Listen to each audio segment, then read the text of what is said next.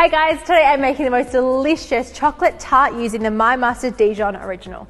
And I know when you look at this, you're probably like, oh, it's usually more savory recipes, but you can use it in dessert as well. So I'm gonna show you today and you're gonna love it. So we're gonna melt the chocolate over a pot with some water at the bottom steaming. This just gives it a real even sort of melt. So we're gonna put that in there.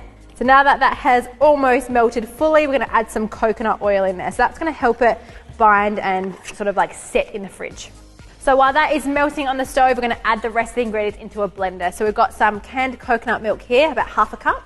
Then we're gonna add some medjool dates without pips, then some fresh strawberries, and then a teaspoon of the Dijon mustard, so just a little bit in there. So now that this has melted, we're gonna pour this in the blender as well. So that's that chocolate and the coconut oil mixture. So now that all the ingredients are in there, we're gonna blend it up and then pop it into our tart shells. So these are our little flan shell. These are baby ones. You can use the big ones and use the entire mixture in it. That works perfectly fine, but I chose the little mini ones today. Basically, I'm gonna get this chocolate mixture and spoon an entire full spoonful until they're up to the rim, and then I'm gonna chuck them in the fridge. So here they are. We're gonna put them in the fridge for around an hour to set, take them out, and they are ready to eat. All done. How good do they look? They look like a little cute little party size.